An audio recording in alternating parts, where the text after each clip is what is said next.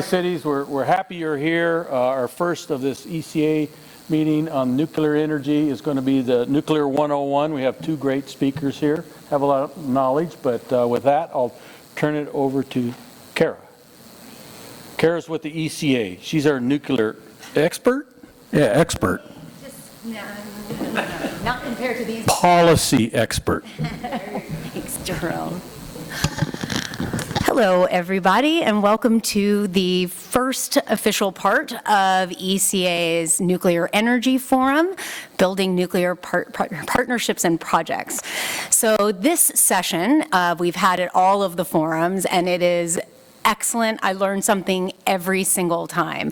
We have with us two experts, Kati Austgen from the Nuclear Energy Institute and Patrick White from the Nuclear Innovation Alliance. Wow, sorry. Nuclear energy, nuclear innovation. It's so exciting. And they're going to come and they're going to speak to us about all of the things we need to know to really take advantage of the conversations that we're going to have for the next 2 days. So for some of you, this might be review. For some of you, this might be new information. So I am going to put you in these very trusted, knowledgeable hands. Feel free to ask questions. They're very approachable, I promise, and they're incredibly capable at helping us understand things that might look complicated and put them into words that really make you have a better idea of the things you need to know, the things you want to think about, and the things that you want to consider if you as a community or a state or a tribe are looking at potentially hosting a new nuclear project. So with that, I'm going to hand it over to Patrick and Kati, and thank you so much.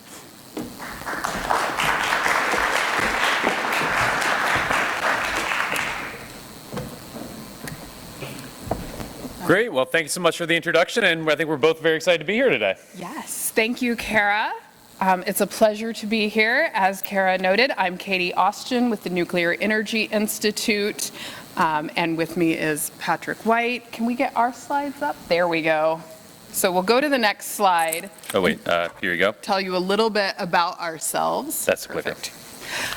So the Nuclear Energy Institute is an industry association. We have members who pay dues that fund our policy advocacy, our generic regulatory advocacy, everything in the name of promoting the nuclear science and technologies industry in the U.S. and internationally. Great. And the Nuclear Innovation Alliance is a private climate philanthropy funded organization. So we're an independent nonprofit, an independent think tank that's really focused on trying to enable advanced nuclear energy as a climate change solution. So we look a little bit more broadly, kind of the technology in general, and start to figure out what are the gaps, what are information deficits, and how can we try to communicate more effectively around nuclear energy to figure out if we can have it be part of our clean energy solution moving forward. So despite the similarity in the two names between the Nuclear Energy Institute and the Nuclear Innovation Alliance, I promise, we are going to be separate organizations, but we work on a lot of the same topics, and so hopefully this presentation will give you perspectives and information on nuclear energy more broadly.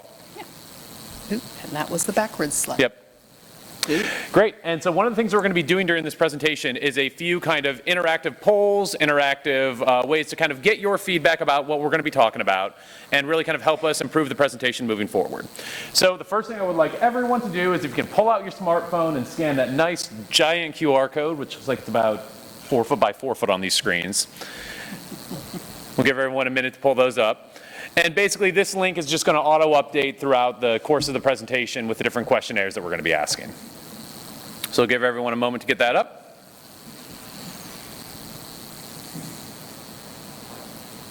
Great. So with that, this gets us to our first question of why are you here today? Or more broadly, why are you interested in nuclear energy? And so if everyone just wants to go ahead and select the option that they think works best for them. And they do need to choose just one, right? Well, I think this one, they can select multiples. Okay. We'll find out. You can try multiples. We'll see what happens. And you can also start to see this live updating. So, oh good, we're already up to 14 responses. Great to see everyone jumping on. Wow, a lot of responses. Great job. Always like a group that's willing to participate at 3 o'clock on a, what day is today? Tuesday. Tuesday afternoon.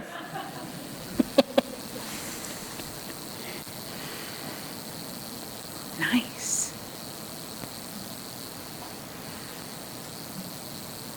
It's always fun to see live polling options like this. Right?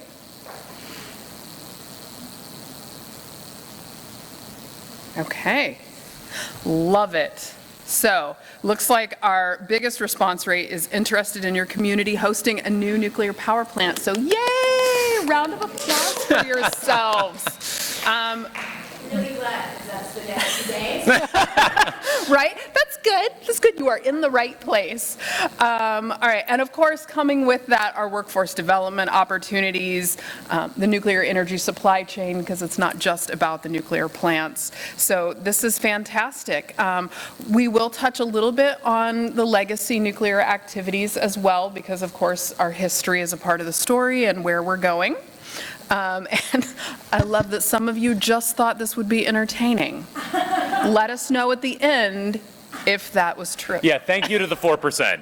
The other thing I'll say is that I think a lot of the kind of the science, the technology, the history that Katie and I are going to talk about today really are going to be applicable, especially if you're living at or near a community that has legacy nuclear activities. And so hopefully this can be the starting point to answer some of the questions you might have about either what happened historically at the site or what the next steps might be. So if we can go to our next one. This is also to gauge how familiar you are with nuclear energy. So we'll give folks a minute to respond to that one.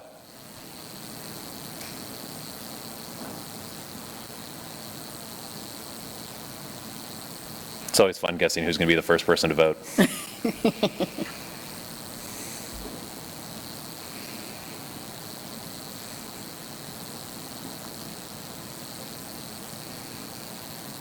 Now, everyone remember, this is an anonymous poll. If you have no familiarity, I'm seeing a big 0% there. So it might just mean that we're starting with a very educated crowd. Okay, thank you. One person is willing to be honest about that. We are going to start at the basics, and I think we're happy to go as kind of as deep on the technologies you're interested in. But it looks like we've got a pretty good mix of people that are pretty familiar with nuclear power plants, nuclear energy, some familiarity and very familiarity. And no one is claiming that they could just get up on stage and give the rest of the presentation instead of us. So Yes. it's good to know that our jobs have are a secure job. here. Yep. Yeah. Great. And so now we'll go to the third. Oh, no. So we go to the outline first. Yeah, go ahead. Great. So we're really going to kind of start at the very basics of nuclear energy, and then from there kind of walk through what does it mean to have a nuclear power plant, what are the different technologies, fuel cycle, supply chain, and then really talk about kind of what is the current state of federal and state support for nuclear technologies.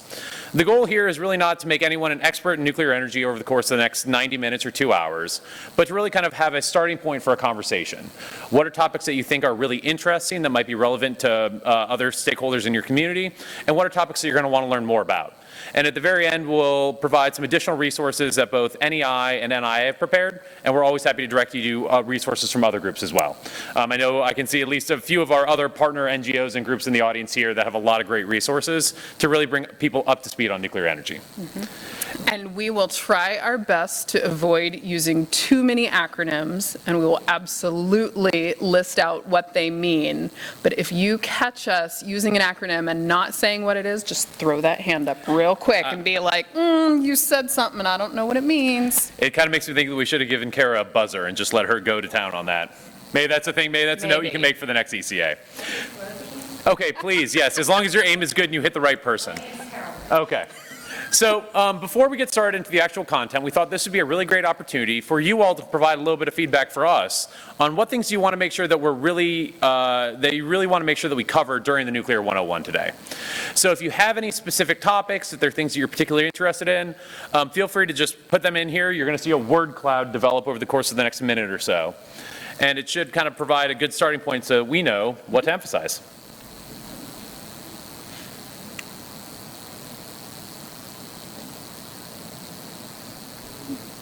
Safety first. I thought that was funny. Good.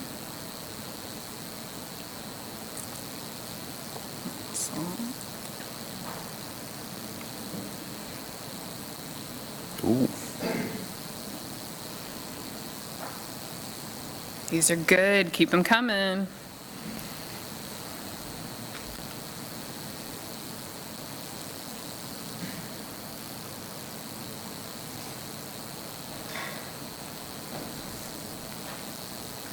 Yeah, in case anyone didn't realize, while we appreciate these, if you want to get yours up to the top, just repeat something that someone else did, and you can make your bubble as big as you want.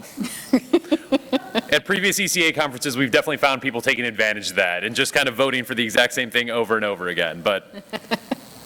No need to stack the deck. Yep. I mean, okay, this is great.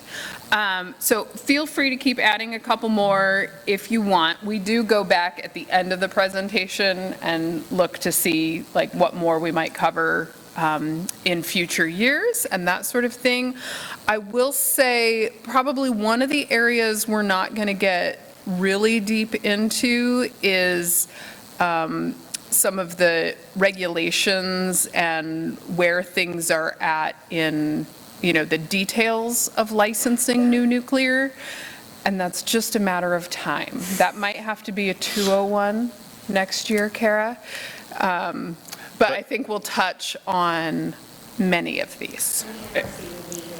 I was going to say Ray Firstenow, who is it Ray Firstenow, I believe? Yeah, Ray Firstenow, who's the current acting executive director at the Nuclear Regulatory Commission, is going to be here on Thursdays and is the perfect person to ask all of your questions about NRC and licensing. I would say Katie and I are both also very involved in our day jobs on everything at NRC, so I'm more than happy to have follow-up conversations. We can ask you what your favorite part of the Code of Federal Regulation is, because we both have opinions on that. It's true. The type of people we are. And I think with that, we're going to actually get into the heart of the conversation. All right. So we'll start with fission and fusion. So first, the super nerdy part. Fission splits. Fusion unites. Right? All right. So everybody, fusion, fission. Okay. That's all for the calisthenics. So, what makes nuclear energy so cool? It's that it releases a ton of energy from the nucleus of an atom. So if we all remember our education coming up through school, we know that atoms are the building blocks of life, but within those atoms are nuclei, which are made up of protons and neutrons. And when you split the nucleus, you are splitting into two smaller nuclei and creating additional atoms, or different atoms, really, because, right, conservation of mass, conservation of energy, you can't really make more, but you can divide it up differently.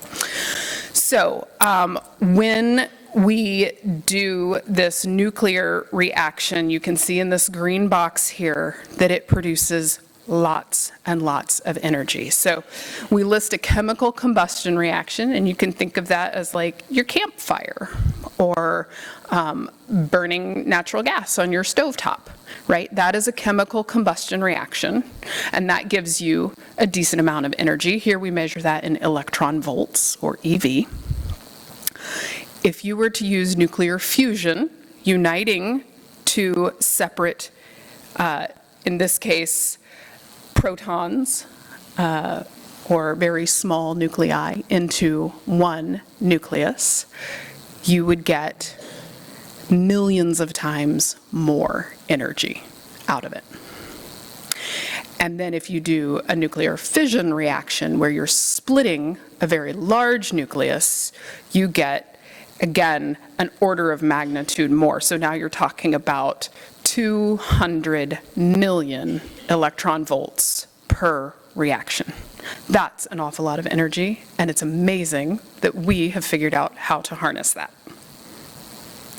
So let's take a little bit closer look at nuclear fission. As I said, that's the splitting of atoms, and we do it in a controlled chain reaction. So how do you make an atom split?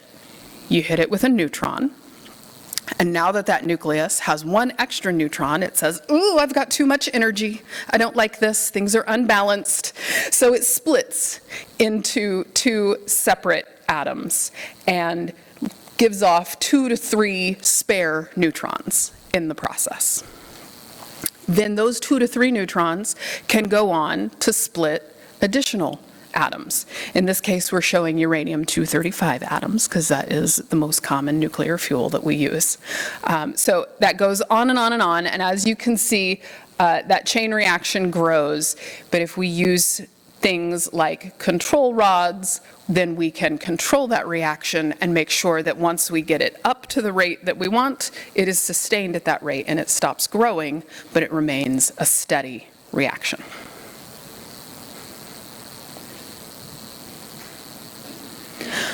Nuclear fusion, as I said, is combining atoms, or really their nuclei, under very extreme conditions. Again, this often gives off an extra neutron. It definitely gives off some extra energy. That's the energy that we're harnessing to produce power. A sustained fusion reaction requires some very specific things in order to succeed, including high temperature, high density. You have to keep everything held together so that it can keep combining. And part of that is the confinement then. How do we hold it together? So that is why fusion has been a bit harder to really succeed with, but Patrick will give us some details on where we stand with fusion later in the program. So we're going to talk about nuclear energy technologies. And first, some of you said you already knew how a nuclear power plant works, so that's great. It's just another way to convert that heat and that energy into electricity. So today, across the United States, we use a fission reaction in a nuclear reactor to generate heat. Then that heat is used to produce steam. The steam then is converted into electricity with a turbine and a generator. And we send that out to the grid. The electricity could be used for lots of different things. It could be used for desalination, it could be used for microgrids or other very specific uses, not just going out onto those high-tension power lines around the country.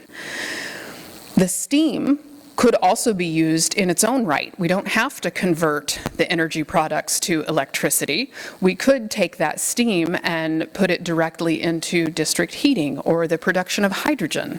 And hopefully, something that you all know, although we didn't really quiz them on it, nuclear is carbon-free, right? We don't release any greenhouse gases during that fission or fusion process. So when you're looking at ways to produce massive quantities of things like hydrogen so that you can access other parts of decarbonizing our energy economy, that becomes really important.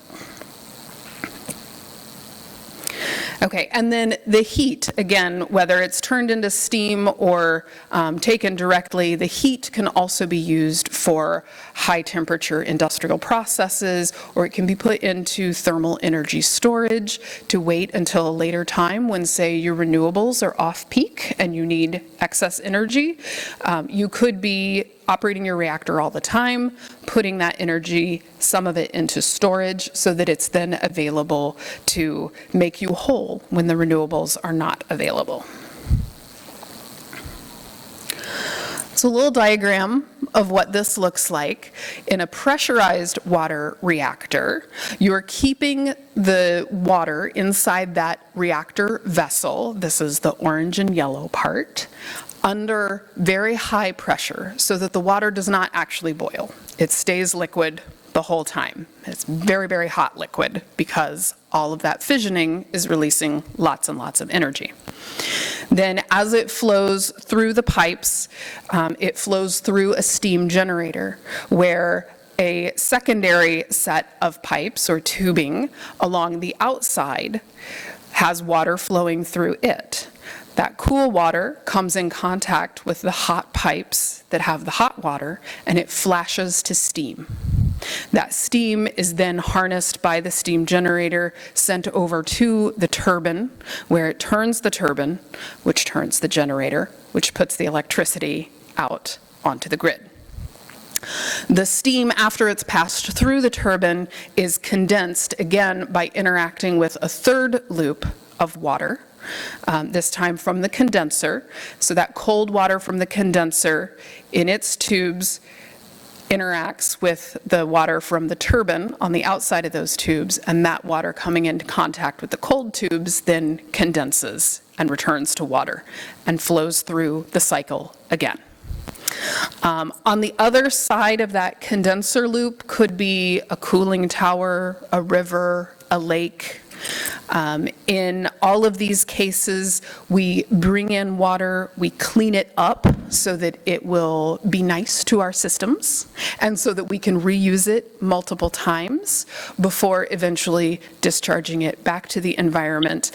In the case of a cooling tower, you'll see all that lovely water vapor, which is just us making clouds. So we make energy and clouds. The other flavor of reactor that we have operating today in the United States is a boiling water reactor. Hopefully you can see that this looks a little bit simpler. It's just got the two loops because we no longer have that steam generator. We actually allow the water in the reactor vessel to turn into steam. That steam drives the turbine, then of course comes into contact again with the water from the condenser in its pipes and returns back to the reactor vessel. So it's a little bit simpler.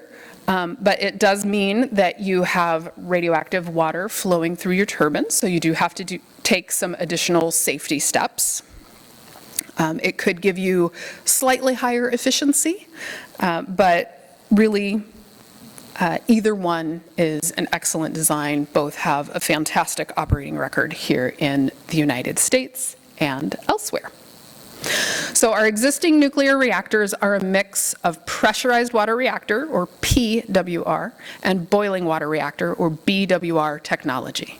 And here you can see it's about 1/3 boiling water reactors, 2/3 pressurized water reactors. And you can see they're all over the country, coast to coast, north to south. We have 54 plant sites. 53 plant sites. 53 plant sites. Maybe if Palisades comes back online, we'll be back up to 54. All right. And with that, I'll hand it off to Patrick. Down button. Great. Okay, so Katie was able to kind of share a little bit about how do we actually get energy out of nuclear reactions and how we currently use them to produce electricity. What I'm going to talk a little bit now is kind of what does the next steps on nuclear energy look like.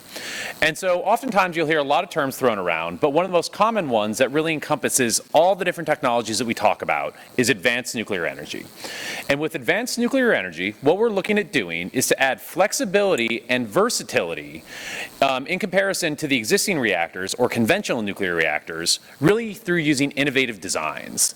And so over the course of the next few slides, I'm going to talk about what some of those innovations are and what some of the differences are. But let's start at kind of a high level. How are these things going to look different on a very broad way? Well, one of the things that we can start with is what does a conventional nuclear power plant actually look like? So because we're out here in the Pacific Northwest, I decided to pick our local neighbor and use the Columbia Generating Station. So as Katie just talked about, she explained what a boiling water reactor is. In this case, the Columbia Generating Station is a 1,216 megawatt boiling light water reactor. So this reactor can provide enough electricity for about 1,200,000 homes, 1.2 million homes. It's a really large energy generating unit and provides a lot of reliable electricity. But it has a fairly fixed design and a fairly fixed way that it operates. With advanced nuclear energy, we're trying to change some of these things to maybe open up the different ways that they can operate. And so, one example that we can look at is an advanced nuclear power plant called the TerraPower Natrium reactor. So in this case, we're actually taking a much smaller reactor. Instead of 1,200 megawatts, it's only about 345 megawatts. But what TerraPower has done is that they've actually linked this nuclear reactor with a molten salt energy storage system. So the idea is that the reactor is going to operate at 100% power, that 345 megawatts constantly, and all of that energy is going into a large thermal salt storage system. And so that storage system can then ramp anywhere from 100 megawatts up to 500 megawatts, depending on what the grid needs. And so historically, nuclear power plants have always operated at baseload units. It makes sense, you use them as kind of the foundation of your grid. But in the future, if we need to have energy sources that are going to be more complementary complementary with renewables, well, this nuclear power plant, from its very design, is meant to be integrated with a lot of different energy sources. And so to do that, they're using a different reactor technology. And so I listed here, it's a sodium fast reactor with salt heat storage. And I'll talk a little bit about kind of what that means and why it's significant.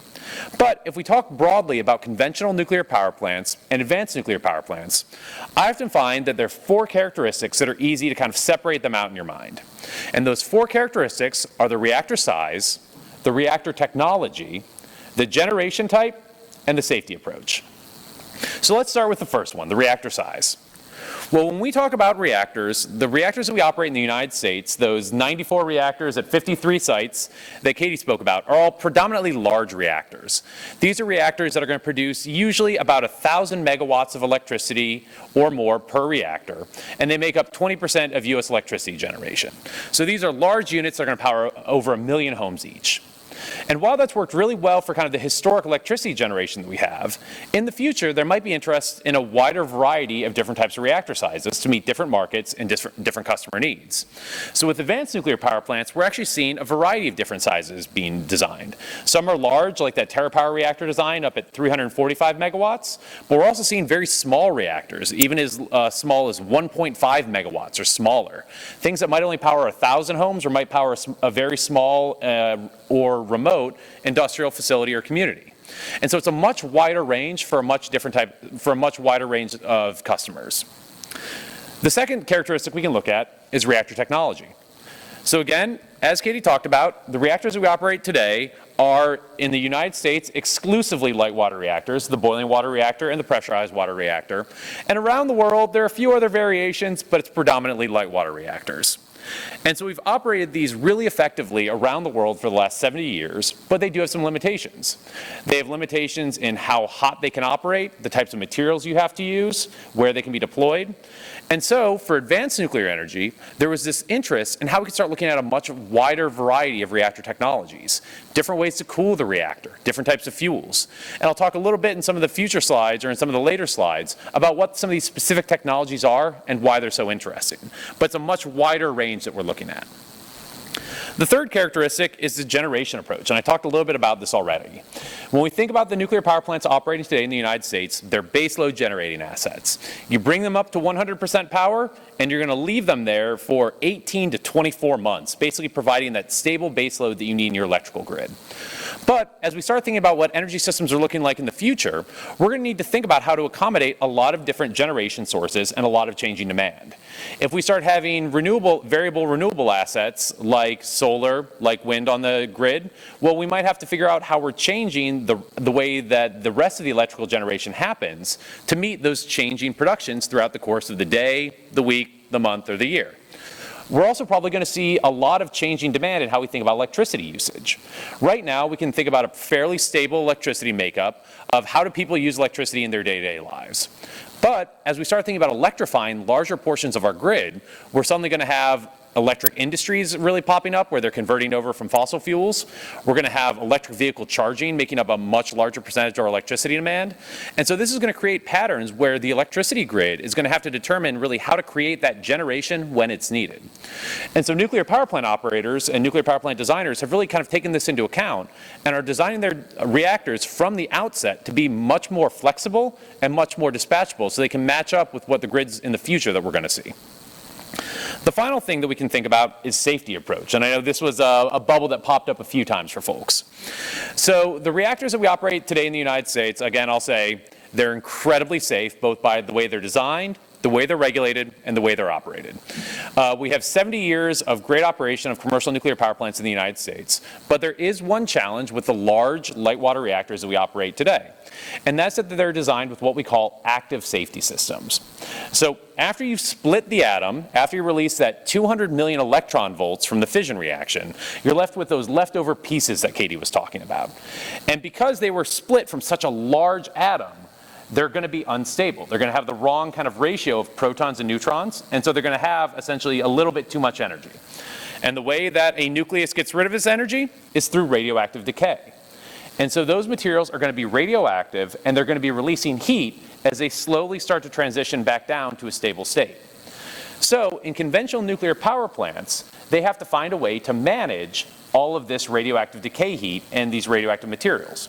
And the way they've done that is with what we call active safety systems. So these are going to be backup pumps, valves, cooling systems, electricity systems that can keep the plant in a stable and safe state under an incredibly wide set of conditions, really all imaginable conditions. And while that works really well, there are a couple of challenges. One, these systems can be costly to maintain and operate. And two, they are sometimes prone to failure. And the one place that we really kind of saw a challenge and a failure of these active safety systems was in the 2011 Fukushima Daiichi nuclear accident. You had nuclear power plants in Japan that survived a historic earthquake. And when the tsunami actually came after the earthquake, the plant survived the tsunami, but one critical system didn't. And that was the emergency generators that actually powered all of the backup cooling systems. Those were destroyed by the tsunami, and so the plant operator, TEPCO, lost their ability to cool the plant. And that's what ultimately led to the release of radioactive materials. And so while these systems can be designed and operated incredibly safely, they can be challenging. What advanced nuclear companies are starting to look at is how can they start to use this idea of either inherent safety or passive safety. How can you use designs that don't require all of these active pumps and valves and generators to keep the plant in a safe state? And instead, if something goes wrong, the plant can just kind of remain in a safe state by itself, or use natural forces like convection, like air cooling, like water naturally circulating over something to remove that heat and keep the plant in a safe state. So it's kind of thinking about safety from a different perspective. And this combination of the different sizes of reactors and the different technologies makes this idea of passive or inherent safety possible. And so with that, there are a lot of different technologies that are under development. I throw this slide up there to really just kind of show the spectrum of different ways that we're thinking about trying to cool reactors, remove the heat from the fission reactions, and the different sizes of reactors. I'm going to talk in a little bit more detail about a few of these, but one of the things you can see is that engineers really love to think about their machines and love to come up with terms for all of them. So one of the first ways that you hear a reactor described is the way that it's cooled. So you'll often hear a light water reactor. That was what Katie was describing. It's a reactor that's cooled with normal water that flows over the fuel and removes the heat. You'll then have things like high temperature gas reactors, or HTGRs, or in this case, HTRs. And these are reactors that are going to use gas, like helium, to flow over the fuel and remove the heat. And we'll talk a little bit about why that's potentially really interesting in terms of achieving higher temperatures. You'll then also start to get into some of the more, I would say, exotic designs. Things like sodium-cooled reactors or lead-cooled reactors. Instead of using a liquid water or a gas, you're actually using large amounts of liquid metal, like sodium and lead, to remove the heat. And you can imagine, much like a pan on your stove can really retain and quickly move heat, if you start cooling reactors with these different liquid metals, they can lead to really efficient designs because the metal is able to very effectively and efficiently remove the heat away from that nuclear fuel where we're fissioning atoms, and then move it off to somewhere where we can turn it into something useful like heat, steam, or electricity. And so with that, one of the places where I think it's easiest to start is to really kind of talk about three attributes of a nuclear power plant that give you some insights into how it's going to operate, what are some of the advantages, and what are some of the challenges. And those three characteristics that you'll often hear reactors described by are the reactor coolant, the reactor fuel, and the reactor power output. And if we take those three characteristics and we know something about how advanced reactors are designed and operated, hopefully by the end of this you'll have at least a working level knowledge of it, we can start to get some insights on what's the safety case of the reactor, what are going to be the community requirements, how is it going to interact with the environment and the community around it, and then what are some of the commercial characteristics or use cases? Why might someone be interested in a reactor of this type? And from my perspective, if you can learn those first three things about a reactor, it can give you a really good insight on how might this be used in the future and how might it interact with my community. And so with that, let's just give a quick example. And so in this case, if we thought just solely at the reactor power output, if we know something about reactor design and operation, we can learn something about the reactor safety case. So for example, one of the technologies that's currently under development is something called microreactors. And these are really trying to describe the very, very small reactors that are under development by some companies. So an important kind of legal definition is that nuclear reactors have a lot of different ways to say what counts as large, what counts as small, and what counts as medium. So by a legal definition, a microreactor is going to be anything under 50 megawatts electric. But typically when people talk about microreactors, they're talking about things smaller than 20 megawatts, 10 megawatts, very kind of small electricity units. Again, something that's going to power a few thousand to a few tens of thousands of homes, or kind of a small industrial facility. And so if we take a look at that microreactor output, or that microreactor, well, because it's such a small reactor, we're going to have less material, less of that radioactive material that we're going to have to remove heat from after we shut it down. And you might think, okay, well, if we have less heat to remove, it might be easier for us to remove it in the future. And so what that can tell us is that some of these microreactors might have a reduced reliance on these reactor heat removal systems, which means if there's an off-normal condition, if there's an accident, it's going to be easier to keep the reactor in a safe state and keep that radioactive material contained under all conditions. As opposed to if it was an incredibly large reactor, you can keep it in a safe state, but you have to make sure that you've got all those systems operating at all times. And so that's just kind of a quick example of how you can think about how these different parts interact. And so with that, let's go ahead and jump into our first reactor characteristic, which is reactor coolant. And so reactor coolant is what's actually moving over that nuclear fuel and removing the heat that we can then try to do something useful with. And so the reactor coolant is going to affect things like the reactor temperature, the reactor size, and its safety characteristics. So the conventional reactors we operate today, all using light water. Normal H2O, everyone has it in their water bottle, but like Katie said, you clean it up a little bit to make sure that it's going to be reactor grade water. And the advantage of using light water is it's really well characterized, and we have a lot of experience of building things using water. I mean, you can think about steam engines that have been around for hundreds of years. We know how to operate these systems. The challenge that we run into is that water boils at a fairly low temperature, and it's not that good at storing energy. You can imagine you can boil water on your stove pretty quickly, and under some conditions, that hot water or that hot steam can become very reactive. One of the challenges that you have is that under extremely high temperature steam can interact with certain materials and cause chemical reactions.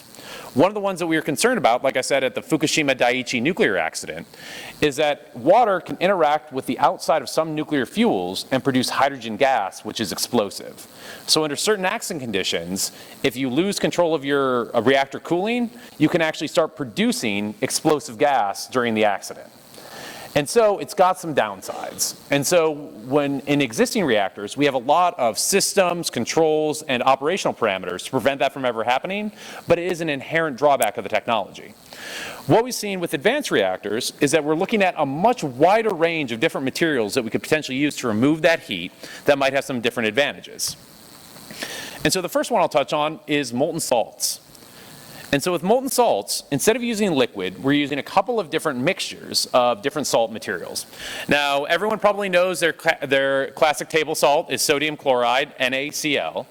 So what we're doing here is we're taking different combinations of elements and making salts that are going to have properties that align well with future nuclear power plants. And so the most common one that's currently under development is something called FLiBe. So it's FLiBe, so it's a fluoride, lithium, beryllium salt. And the advantage of using this FLiBe salt in reactors is that it's got an incredibly high boiling point and it operates at low pressure. It's very good at moving heat away from the fuel, and it can actually retain radionuclides. And so what that really means is that you have a material that can remove heat from that nuclear fuel very effectively, and you don't have to worry about it boiling off. It can essentially just absorb that heat as it moves over. And if you ever lost the ability to remove that heat from that third loop in a PWR or the second loop in a BWR like Kitty talked about, your reactor could stay in a stable state. The other advantage is that if you ever had some of those fission products, some of those leftover elements after you split atoms get released into your coolant, many of them will actually chemically bind with the salt and won't get released to the plant or get released to the environment. So it's got some really interesting advantages.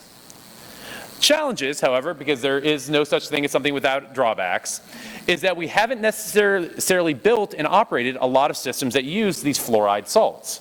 So we have limited experience.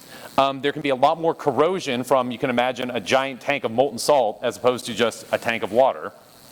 And these systems might be a little bit harder to engineer and maintain. So it's a trade-off. We're going to have some advantages in terms of operation, but it might be a little bit more challenging in terms of design. And so an example of a reactor that's currently under development is Kairos Power.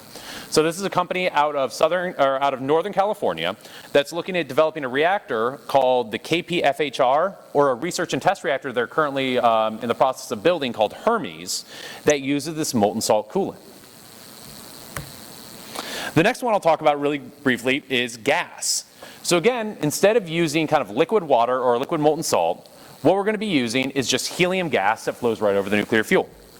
Well, the advantage of this is that, well, we don't have to worry about the coolant ever boiling because it's already a gas.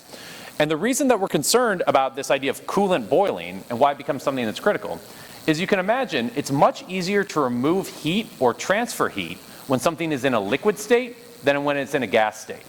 You can imagine if you stick your hand into a tank of cold water, you cool off a heck of a lot faster than if you just stick your hand in front of an air conditioner. It's because the heat transfer is going to be much more effective in a liquid state than in a gaseous state. And so the challenge is, if you have a nuclear reactor that's designed with a liquid coolant and it boils off, it's going to change the way that system operates and can degrade its performance. So with gas reactors, they essentially said, let's skip that whole process and we'll just start with the gas. We'll design the system to be effectively remove heat. And the advantage of using something like helium is that it's non-reactive, it's a noble gas, it doesn't interact with anything, and it's very easy to engineer these systems.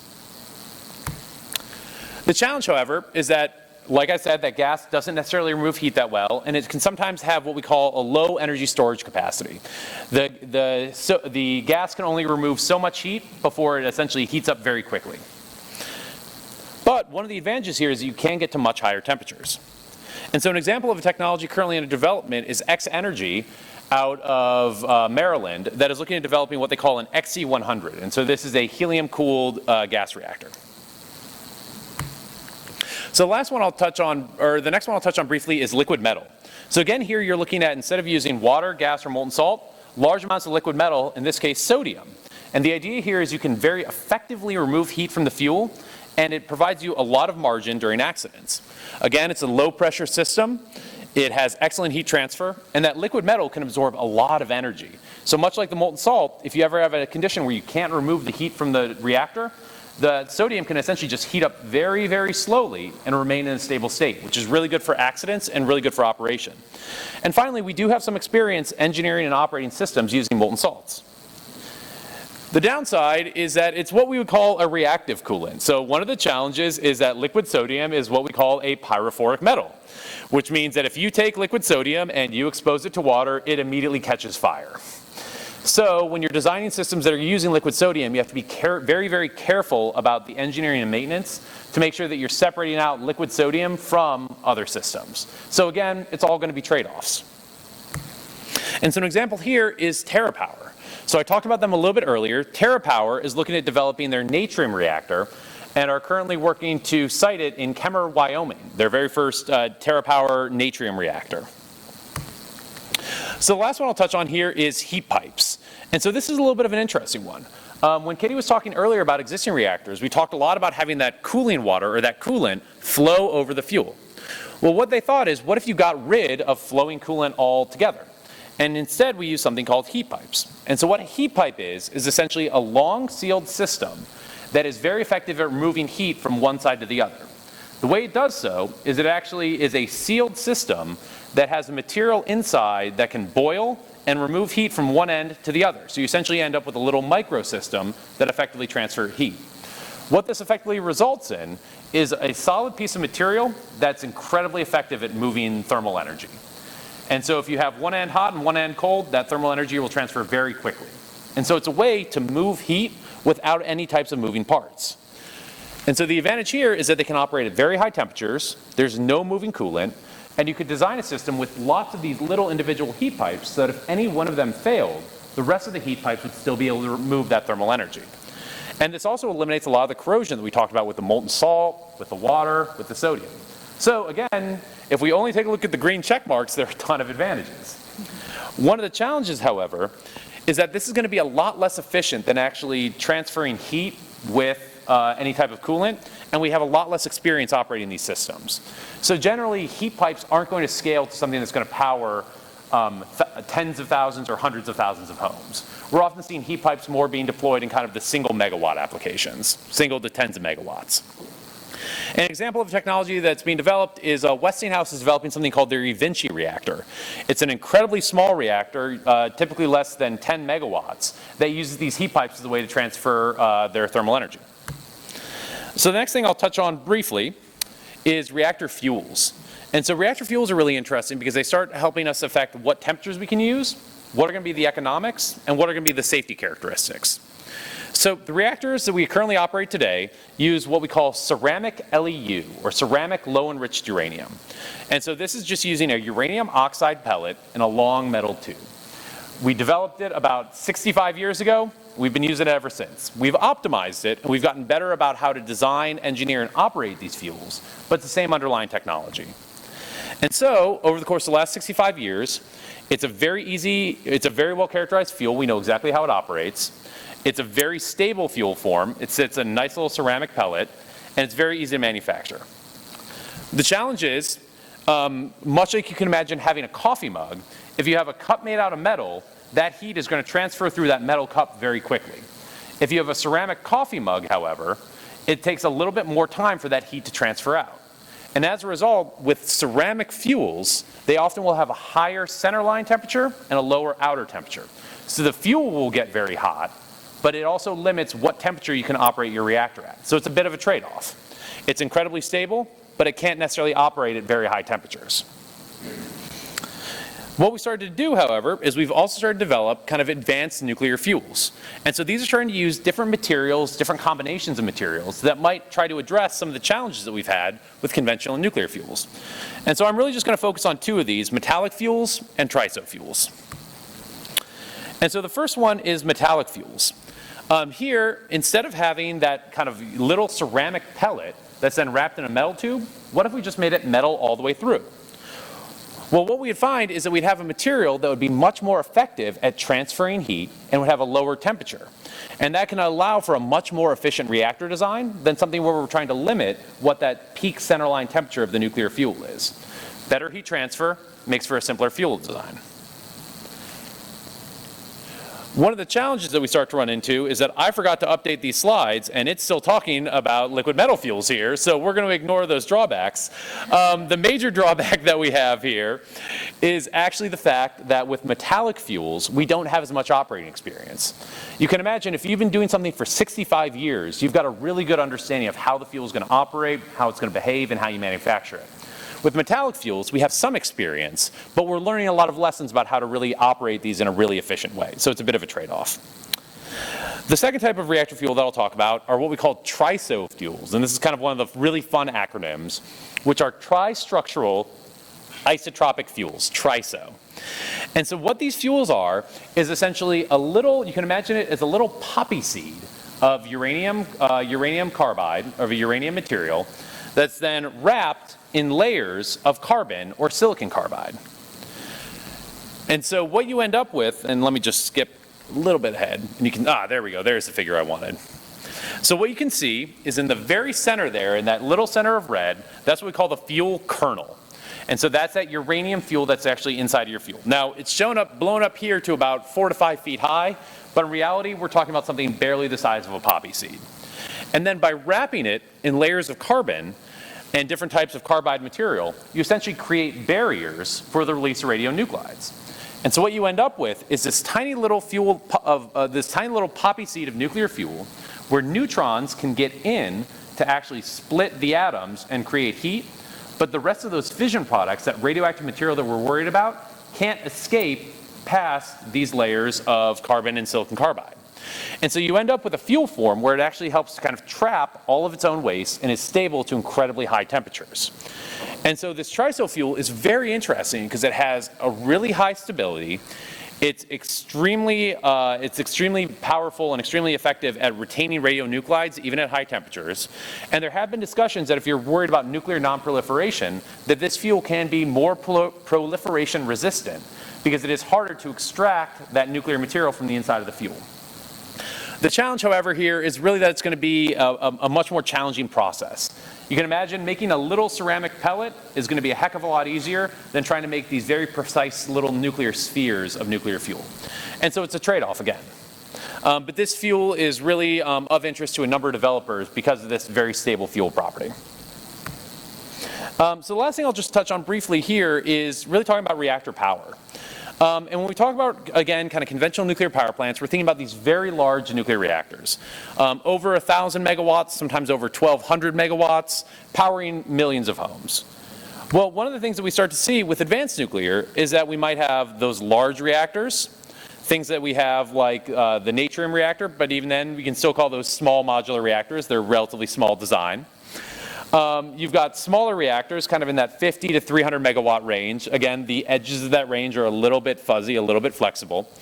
And when we think about it, there aren't necessarily a ton of legal definitions where that really matters, but I'm sure Katie can chat about that when it comes to the federal and state policy. We can talk about, again, the SMRs, those microreactors, and that might go down at 50 megawatts or lower. And one of the things that we start to see as we go from these very large reactors that are powering millions of homes to maybe even these microreactors is that by decreasing the total power of our reactor, we will often reduce the kind of what we call the core radionuclide inventory, or the amount of radioactive material that's going to be in the core and that could be vulnerable to release during an accident.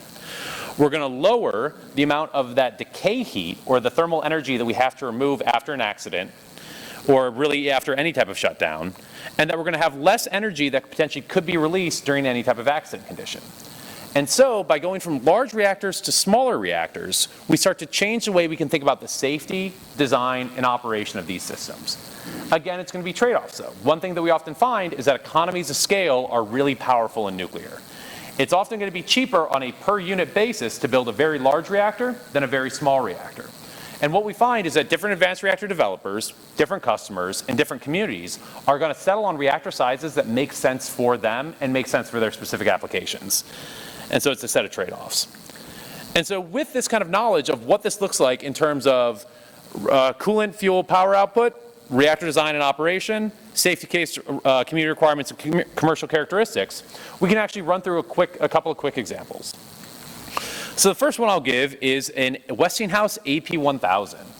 And what we're seeing with the AP1000 is it's a technology that's building on essentially decades of operation of light water reactors, and is, instead of using those active safety systems, putting a bigger focus on passive safety and operational features.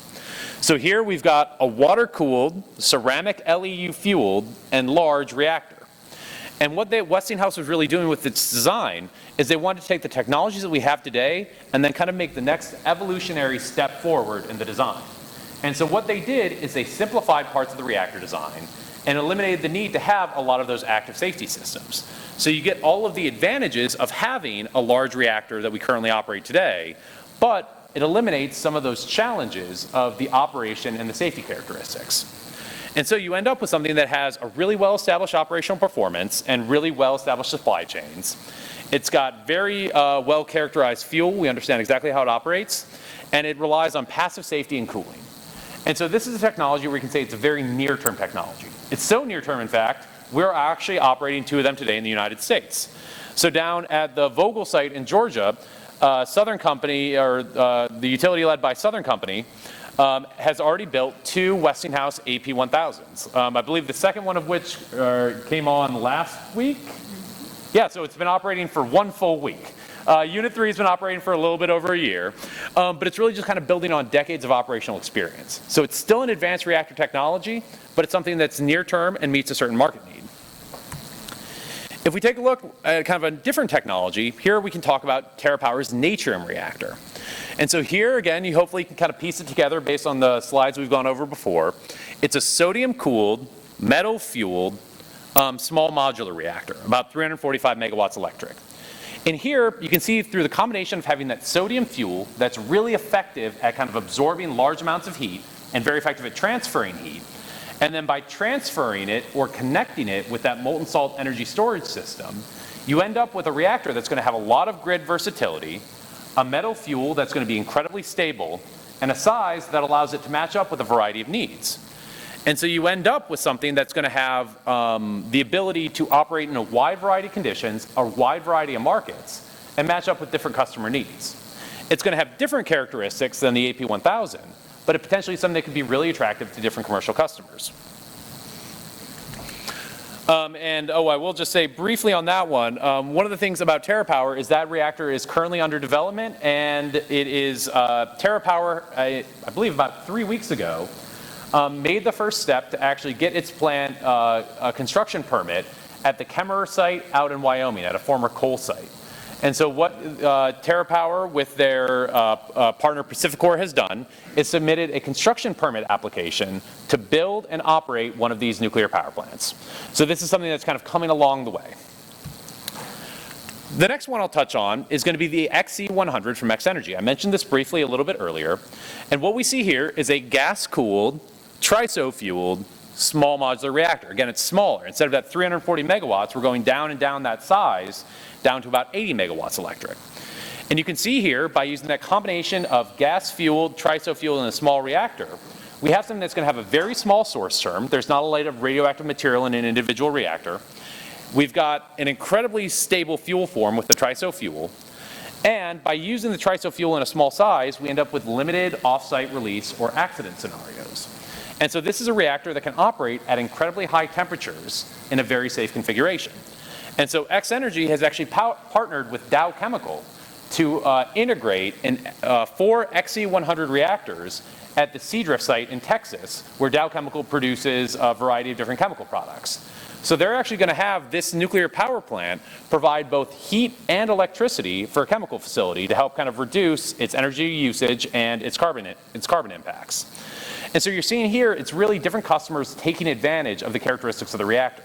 Again, you can also imagine it's much easier to integrate a small reactor, something around 80 megawatts, into an existing commercial operation than trying to integrate something that's 1,000 megawatts. So it's a different reactor, a different technology for a different use case. And the last one I'll touch on is the Oklo Aurora design. And so this is a very interesting design that's currently being developed both for projects out at Idaho National Lab in Ohio that helps to eliminate some of these loss of fluid or loss of coolant accidents by moving to heat pipes. And so they're using a heat pipe cooled, metallic fueled microreactor.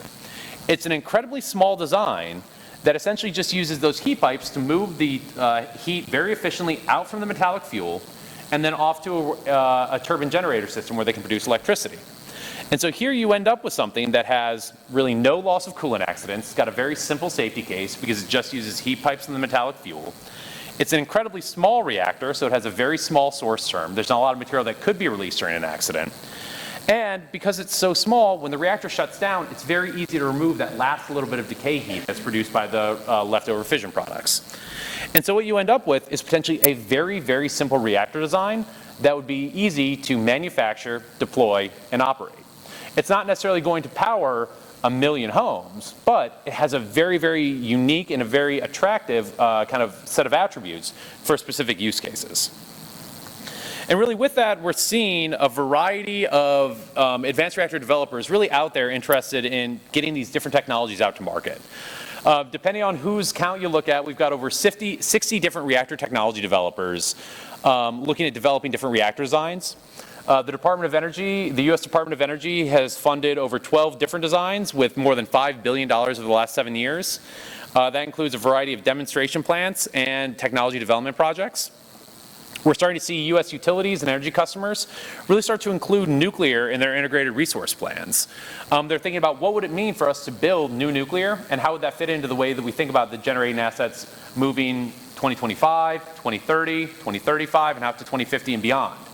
One of the things when you build a nuclear power plant is you're not just building something that's going to operate for 5 or 10 years. You're building something that might operate for 40, 60, 80, or 100 years. So it's trying to think about how do we make long-term investments in what our energy infrastructure is going to look like. And this is one of the few topics where we actually see very, very strong bipartisan support in Congress on. They can't necessarily agree on a lot of things, both between parties and between the House and the Senate, but they almost all seem to agree on advanced nuclear energy. We've seen a lot of bills move through both chambers and both parties to really figure out what role advanced nuclear can play. both in terms of its clean energy benefits, its energy security benefits, and the local economic benefits of nuclear power plants. So we're seeing a lot of interest there. The last one I'll touch on briefly before handing it back over to Katie is really nuclear fusion. I think this is a really interesting topic. It can sometimes seem like it's something in the realm of science fiction. And it's a really promising technology that requires those specific conditions that Katie talked about earlier to sustain.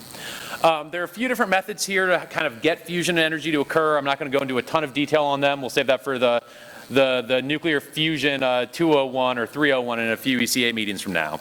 But basically things like magnetic confinement fusion, magnetized target fusion, inertial confinement fusion, these are all ways to try to take the fusion fuel and push it together under extremely high temperature and extremely high pressure to try to get these fusion reactions to occur.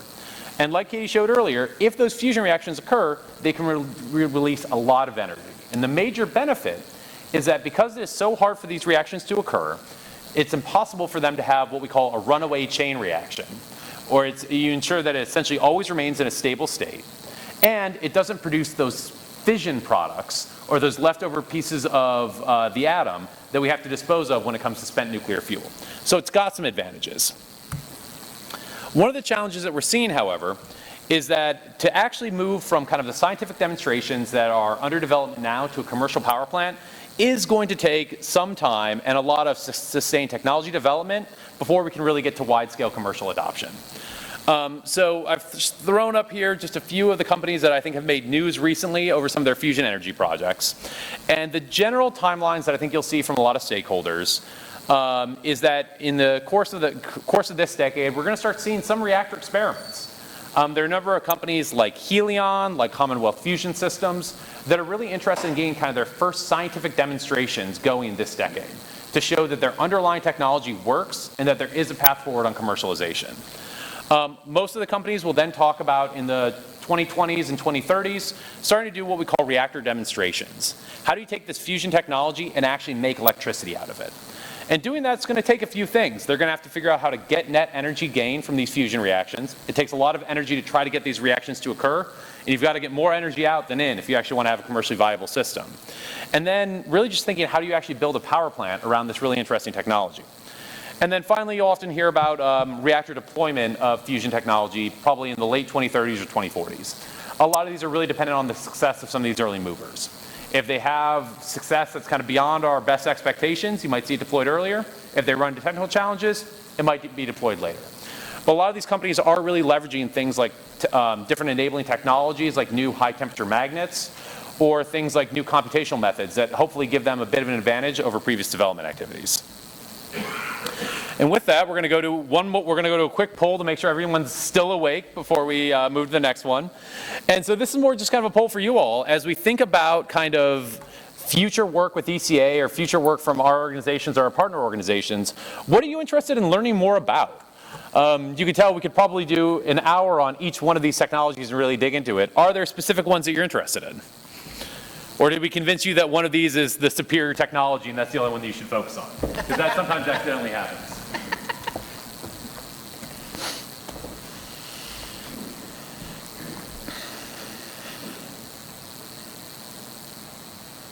All right, folks are holding strong to that word cloud assertion where they wanted to know more about molten salt reactors.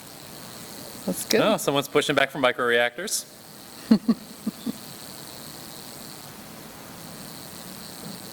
All right. Fantastic. Well, I know that in the ECA program, there will be a Meet the Developers sessions, so you'll get to talk with lots of folks and hear from them on the different panel sessions as well about their different technologies. So definitely hope that this is a beginning of a conversation for you all and not anywhere close to the end. Yeah, and hopefully after you've seen this, you have maybe a couple questions you could ask them about their technology. Yeah. Great. Oh, and actually, I think it's me to talk about fuel. It's still me. I talk about fuel cycle before I hand it back to you to talk about the back end of the fuel cycle. Well, thanks for helping out with the poll. Of course. Appreciate it. So now that we've talked about reactor technologies, let's talk about how we actually fuel these. And so this is really how do we take a rock that we find in the ground, make useful energy out of it, and then what are we going to do with it afterwards? And so oftentimes you'll hear really nuclear energy, or kind of the uranium fuel cycle, divided up into two major portions. They'll call it the front end and the back end. The front end is everything that it takes to take uranium out of the ground and turn it into a nuclear fuel that we can use in a reactor. And the back end is everything that we do after we take that nuclear fuel out of the reactor and ultimately find a disposal pathway for it. And so really this uranium fuel cycle requires a lot of coordination, from everything from mining up through producing nuclear fuel to using it in the reactor and then coming up with a pathway for long-term disposal. And so we're going to spend a little bit of time kind of talking about each one of these major steps, kind of what the current status is and what discussions are ongoing. And so the first thing that I get to do on this one is to get into a nice back-of-the-envelope physics conversation. And so one of the first things we have to do is we have to talk a little bit more about uranium isotopes and what makes them different. And so the first thing to remember, if anyone can kind of reach back to their high school chemistry or physics courses, is that isotopes are atoms of the same element that have different number of neutrons. So an element is defined by the number of protons in the nucleus, and the isotope is defined by the number of protons and the number of neutrons. So in this case, if we take a look at uranium, what we can find is that there are two major isotopes of uranium that we find on Earth. There's uranium-238, which has 92 protons, 146 neutrons, and comprises about 99.3% of the natural uranium we find on Earth. It's a vast majority of the uranium that we find on Earth. There's a second isotope of uranium, however, that exists in a much smaller quantity. And this is uranium-235. So uranium-235, again, same number of protons, 92 protons, but it only has 143 neutrons. And it makes up about 0.7% of the natural uranium that we find on Earth. Now, if you're not that familiar with nuclear physics, you might think, okay, 3 protons out of 238, or 3 neutrons out of 235, how important can that be? But due to the actual nuclear stability and what's going on at a quantum level inside of the nucleus of a uranium atom, it can have incredibly different properties.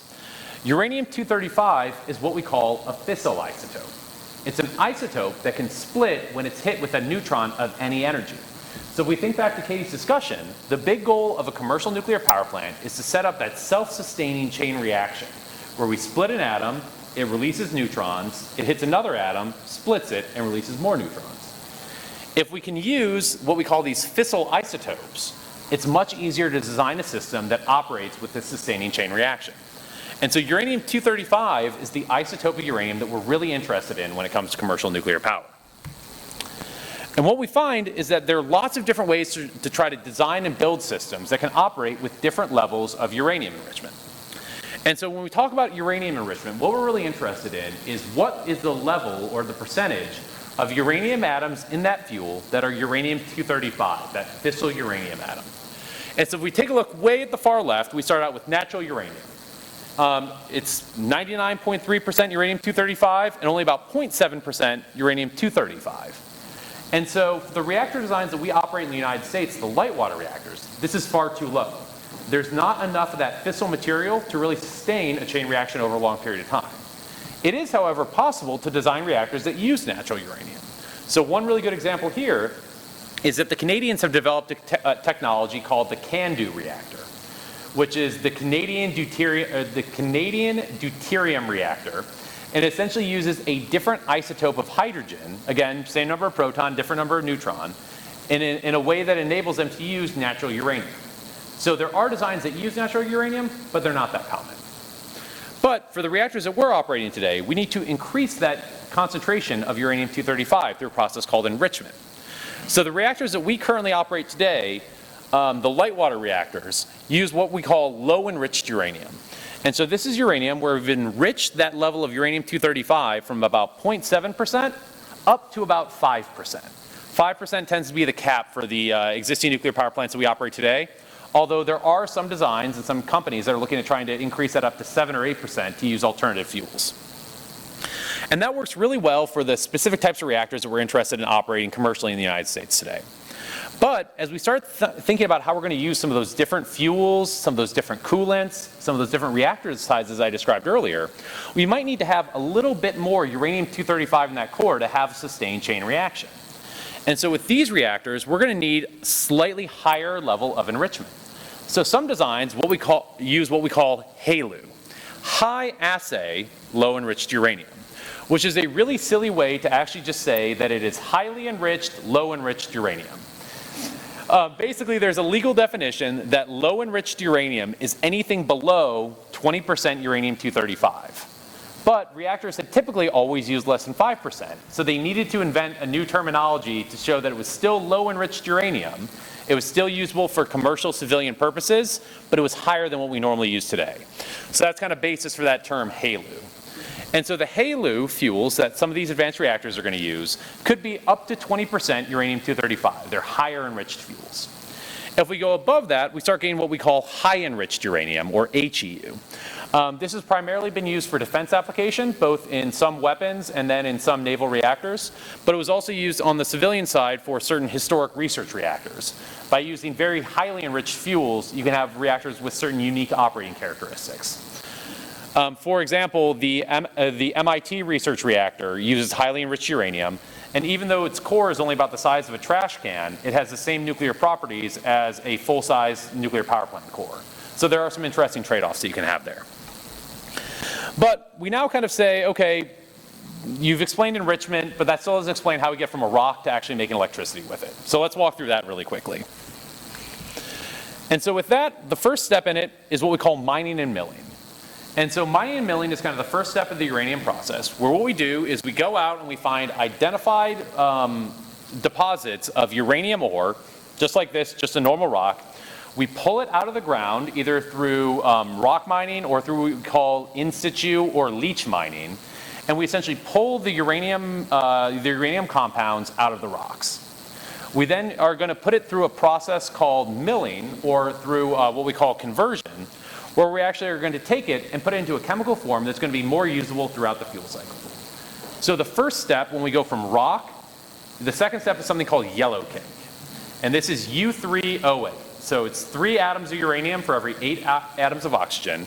And it's called yellow cake because, I joke to you not, it looks exactly like that. It's this bright yellow powder. And so yellow cake is oftentimes a kind of an intermediate step as we're going from rocks to nuclear fuel.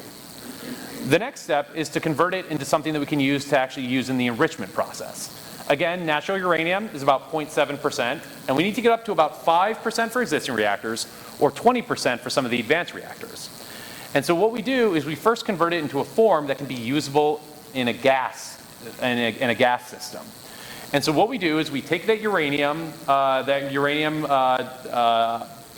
that yellow cake, and we mix it with fluorine gas to make a material called uranium hexafluoride, UF6. And this is a material that can be converted into a gas and then put through different enrichment systems to try to increase that uranium enrichment level. And so the next step is what we call LEU enrichment. What you're doing here is there are a variety of different methods to get into how do you try to increase that level of uranium enrichment, and we'll save that for the nuclear 301 down the line. But basically, you can use that very, very small difference in weight between uranium-235 and uranium-238 to selectively, slowly increase the amount of uranium-235 that you have in your fuel gas. So you might start out at 0.7%, then you might run it through a separation system that goes up to 0.8%, then 0.9%, and you essentially keep stepping up slowly until you hit your target level. And that's uranium enrichment. And it's most typically done commercially in what we call uranium enrichment centrifuges. And so these are large systems that essentially spin the gas and rely on the fact that the heavier atoms and the heavier molecules are going to go slightly to the outside, while the lighter molecules are going to stay towards the inside. And that's the way the enrichment process generally works. Once we essentially reach that target level of enrichment that we are interested in, we then deconvert it from that gaseous form, that uranium hexafluoride, back down to the oxide form that we want, and we actually make our fuel. Finally, we then take our fuel, and it would be set to go into a reactor. And so this all occurs largely in existing facilities that we have today, both in the United States and around the world. Nuclear fuel really is kind of a global supply chain. But, however, if we're interested in advanced reactors, well, you notice we don't have that high assay low enriched uranium here. We don't have that HALEU on here. So what we do is, instead of stopping that uranium enrichment process at about 5%, what we do is we'd go to HALEU enrichment. And so we'd essentially build another facility that would keep stepping up that enrichment level, above 5%, 6, 7, 8, 9, 10, all the way up to the target level that you wanted. And then we'd have to send it to another specialized facility where it could both deconvert that higher enriched uranium back down to a physical form, or back down to a solid form, and then create the fuel that we would need. So again, you can kind of think about that TRISO fuel, those little nuclear poppy seeds, or those metallic fuels that companies like TerraPower are going to use. And then we take that and we convert it into the fuel for the future advanced reactors. The problem is all these things in orange are going to require new facilities and new commercial investments. And this is one of the things that we're currently working through both as an industry and as a country, trying to figure out how do we actually create this infrastructure that we're going to need to potentially support and fuel all these advanced reactors that we're interested in. The last thing I'll touch on in just terms of something that often comes up is this idea of fuel recycling and reusing spent nuclear fuel. Everyone loves to recycle. It's so easy. We do it with glass all the time. Can't we just recycle our nuclear fuel? Wouldn't it be easy? Well, what does that actually mean? Well, what happens when we want to recycle or reuse our spent nuclear fuel is we take the nuclear fuel that has essentially been sitting in the reactor for anywhere between 3, 4.5, maybe 6 years. And that fuel essentially has built up too many of those fission products, or those leftover pieces after we split the atom. The problem is that those fission products have this property of absorbing those neutrons that we use to sustain our chain reaction. And so if we build up too many fission products, it'll absorb too many neutrons, and we can't keep using that fuel. And that's one of the things that determines when do you have to take nuclear fuel out of a reactor. The problem is we've only actually burned or only actually fissioned a very small amount of the uranium atoms that were in that fuel initially. And so people started to think, okay, what if we took that used nuclear fuel, separated out the bad stuff, and kept the good stuff? And so that's exactly what leads us to uranium reprocessing. And so what you do through a variety of physical and chemical separation methods is you can separate out your unused nuclear fuel from your fission byproducts, essentially all that leftover material, and then that you would send straight to a long-term waste disposal facility that Katie's going to talk about a little bit later. But now we've essentially got unused nuclear fuel. We then could use a set of chemical purification processes to separate out kind of the unused uranium from the other materials that might be produced during operation. And if we wanted to, we could bring in some fresh uranium that we'd mined and milled through the process that we talked about on the last slide. And then finally, through some chemical processing and fuel fabrication, essentially create a new recycled fuel assembly out of the fuel that was previously in a reactor. And so this is the general idea behind fuel reprocessing. This is a really attractive thing that works well with some nuclear reactor types and potentially reduces our need to mine and mill fresh uranium. A couple of things to be very clear about though. One, recycling nuclear fuel and using reprocessed fuels doesn't completely eliminate the need for nuclear waste disposal or long-term methods to deal with fission products. If you can see here, that purple box, fission byproducts, that is still something that we have to address. And so even if we move to reprocessing, it might change the amount of material that we have to dispose of, but we're still going to have to come up with a way to dispose that material that works both for communities, the environment, and society as a whole. The second is that all these processes of doing the chemical and physical separation, the chemical purification, the chemical processing, these things all come with additional costs. And so one of the challenges historically is that while reprocessed fuel can be very attractive from kind of a social point of view, it didn't make sense economically because it was just cheaper to go mine fresh uranium and make fresh nuclear fuel. And so it's trying to think about these trade-offs. Is this important enough to us from kind of a social or political perspective that we're willing to pay that additional cost associated with reprocessing? Or can companies come up with more novel or innovative techniques to help kind of lower the costs where it then becomes economically attractive to do? And with that, we now get to figure out, once you do all that fun stuff with spent nuclear fuel, what do you actually do with it? All right. So who thinks that nuclear fuel is maybe like the coolest thing you've ever heard about? All right. We're doing well. I'm going to add to your reasons why nuclear fuel is so cool. Because all of those different fuel forms that Patrick described, once they go into the reactor, they produce all that amazing, incredible energy, and they're ready to come out of the reactor, it looks exactly the same. So if it goes in as a fuel pellet inside of a fuel rod, inside of a fuel assembly, as shown here on the left-hand side, it comes out as a fuel assembly. So we don't have to worry about, oh no, did bits and pieces escape from us? No, we have it all. We know exactly where it is. It's fully accounted for. That's, to me, one of the most amazing things about nuclear fuel.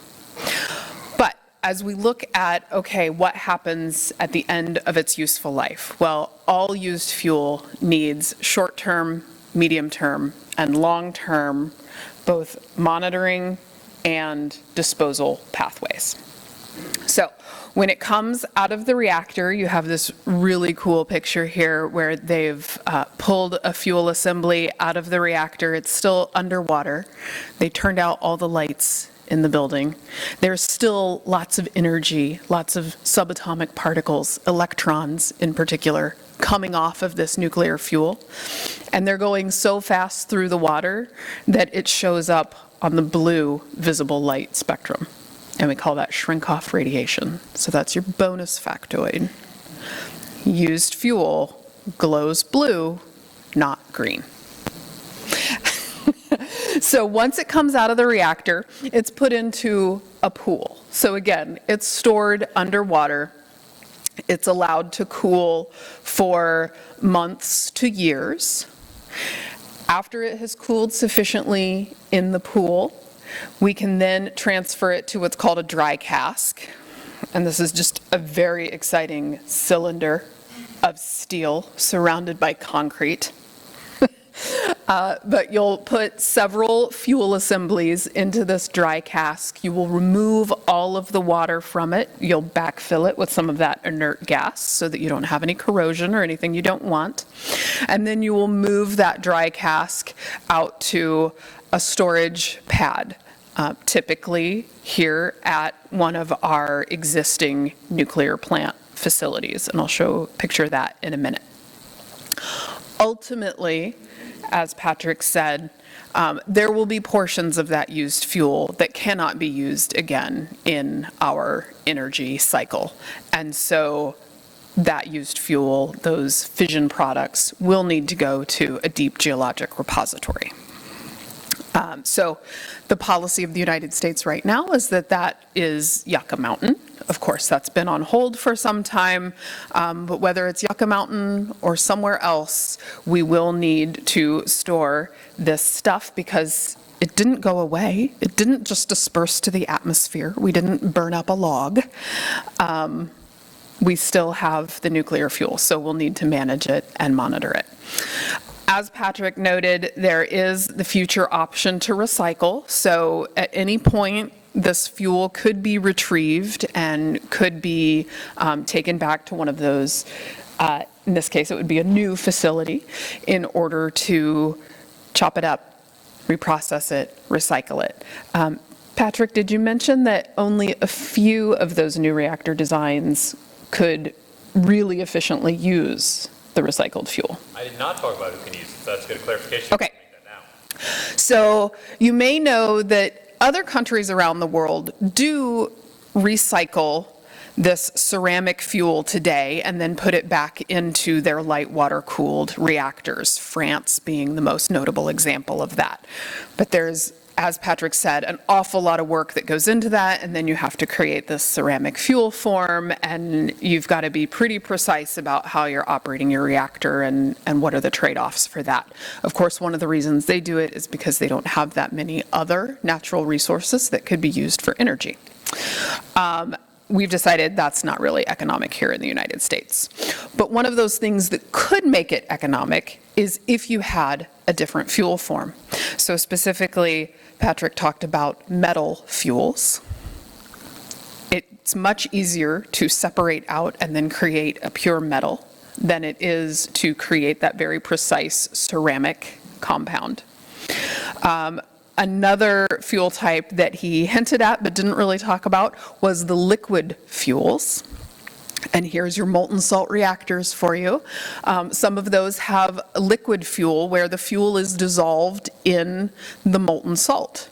Well, again, in that case, pretty easy to just say, all right, I've got my uranium, let me drop it into this molten salt. The molten salt is going to grab any fission products, any stuff that I don't want, but it's going to let me make the most use of my uranium-235 or my other fissile material. So when we think about options for the future and which reactors are most likely to make use of that recycled fuel, you're thinking about those that use metal fuels or those that use molten fuels, liquid fuels. So that would be your molten salt reactors or your fast reactors, whether it's a sodium fast reactor or similar technology. Okay, so the dry storage systems, once that cask gets done moving away from the used fuel pool, where does it go? Well, like I said, it just goes out onto a big concrete pad. Or perhaps it's turned on its side and it's stored on a big concrete pad.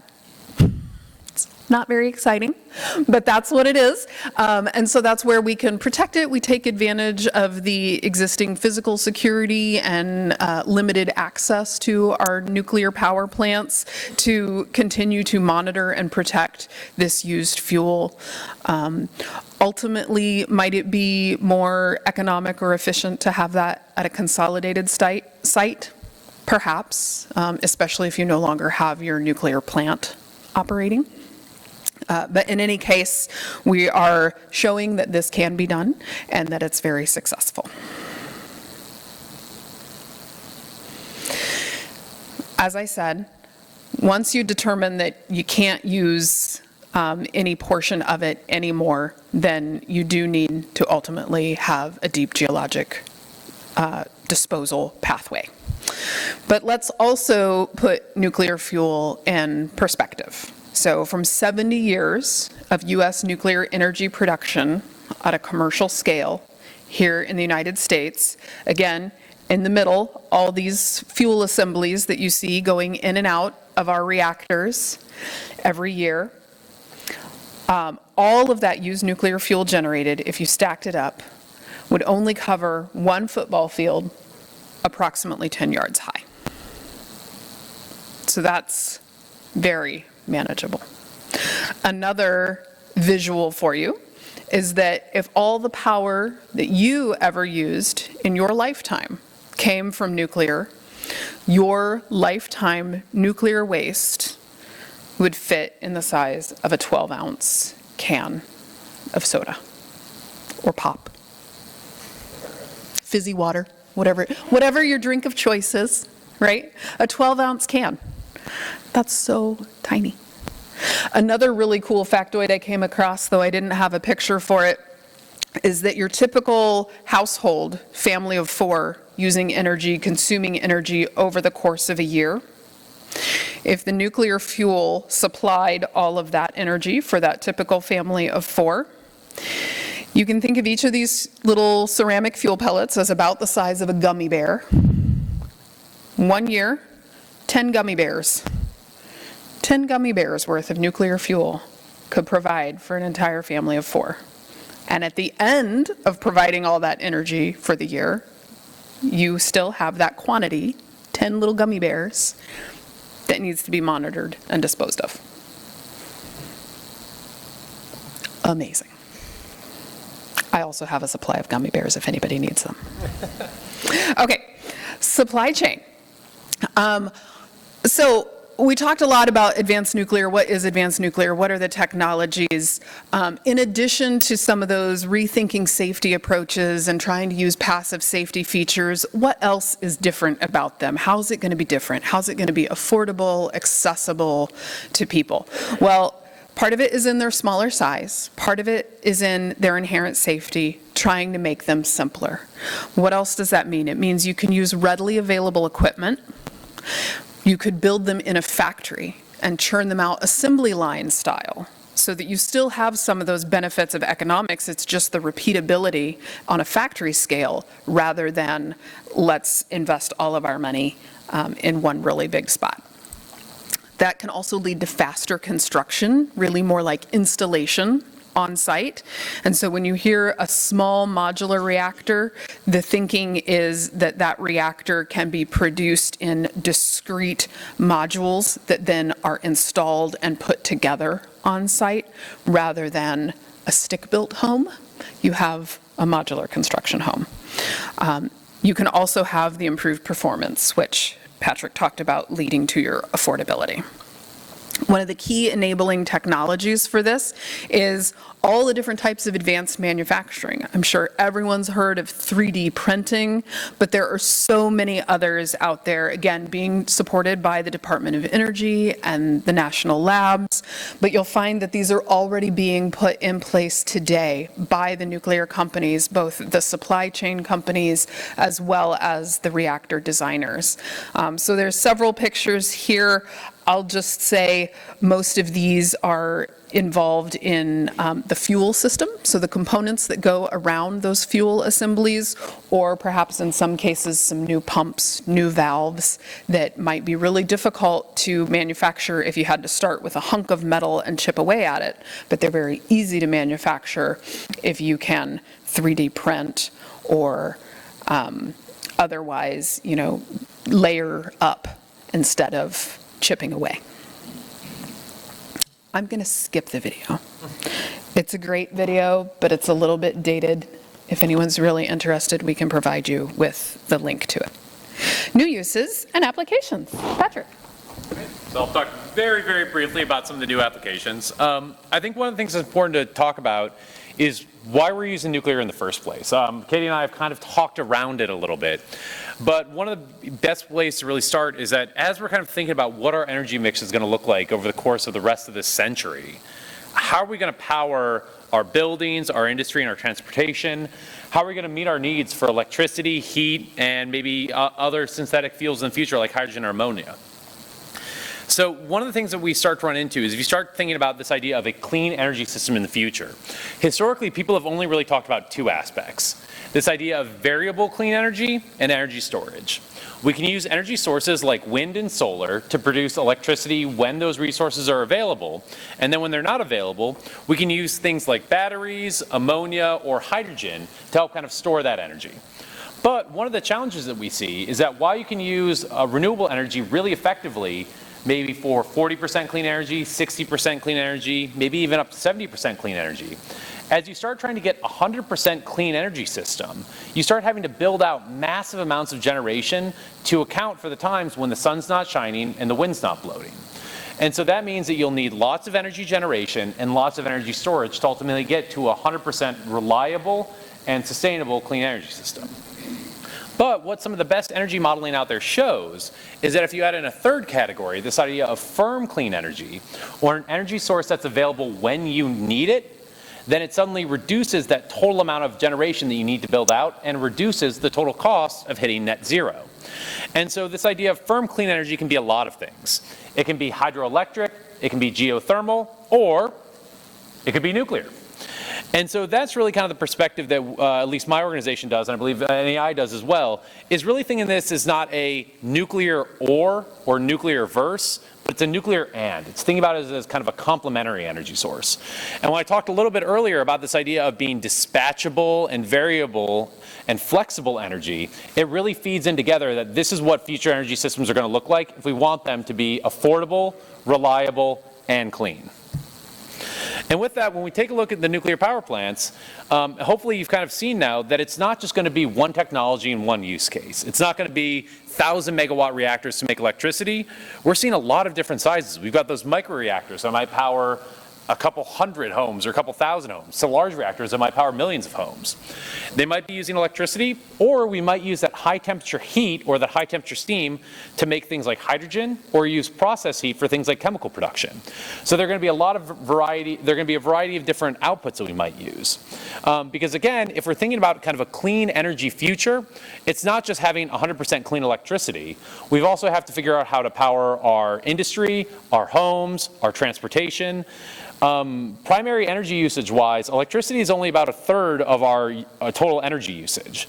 We've got a lot of energy energy that we need to clean up if we're actually going to hit some of these climate targets that people talk about, or move to just a cleaner energy economy more generally.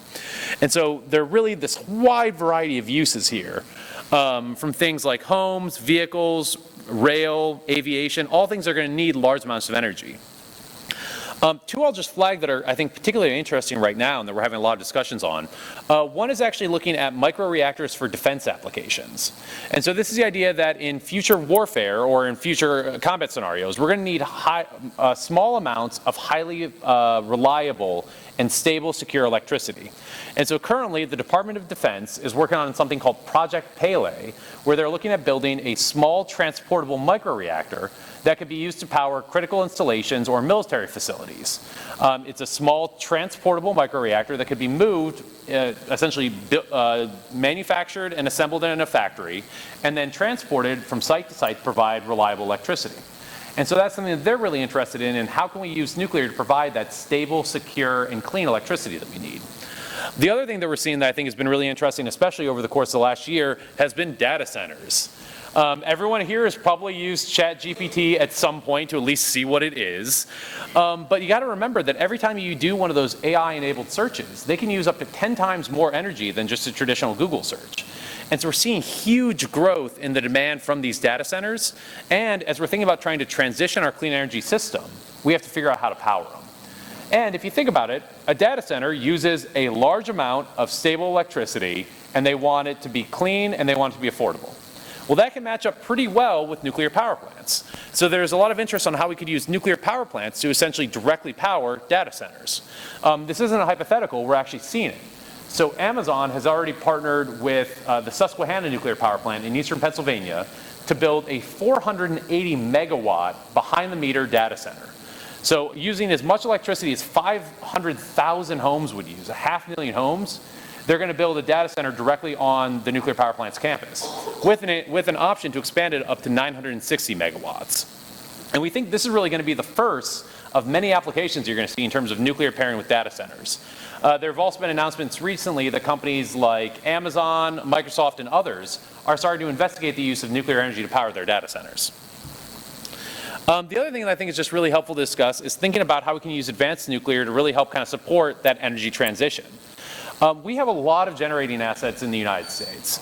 We have fossil fuel plants, we have coal plants, we have natural gas plants that have a lot of infrastructure and a lot of impact on their communities by providing jobs, by providing tax revenue. The question is, as we're kind of making this transition over to clean energy, how can we make sure that we're bringing communities along and not saying, well, sorry, you had the energy of the 19th and 20th century, we're moving on without you. And so there's this idea of how could you use advanced reactors to essentially repower or replace retiring fossil fuel generation.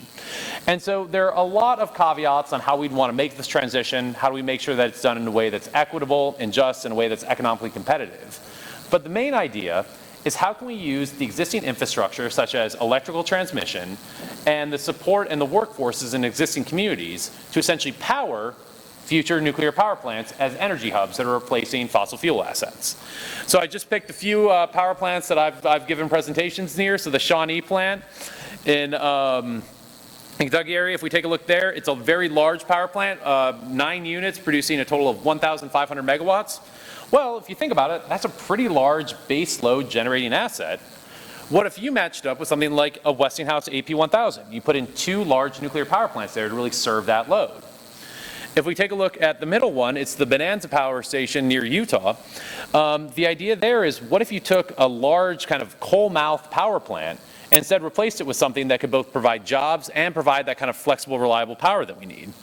Well, in that case, you could think about how to integrate in something like the Natrium reactor. We already are seeing this with TerraPower, looking at siting their reactor at the Kemmerer coal site in Wyoming. And finally, in some places, and this is kind of a callback to the last ECA meeting that we had in Paducah, talking about how we take some of these very small power plants, like the Paducah Power Systems power plant, that's only about 120 megawatts. Could we take something small and replace it with something like 2 small XE100 gas reactors from X-Energy? And the idea here is that they can provide that kind of small, localized, and dispatchable power that those generating assets already provide. And as you can see here, there's kind of a natural connection between this idea of how do we repower and reuse a lot of that infrastructure in a way that both reduces costs and potentially provides benefits to communities. And with that, we're going to do one more quick poll before we get into how we're actually looking at supporting these. Which use cases are you actually most interested in? I'd love to get the feel from the audience here. Are you interested in large scale, small scale, other? There are a couple of options down below that I think got pushed off, so we'll see which ones rise to the top.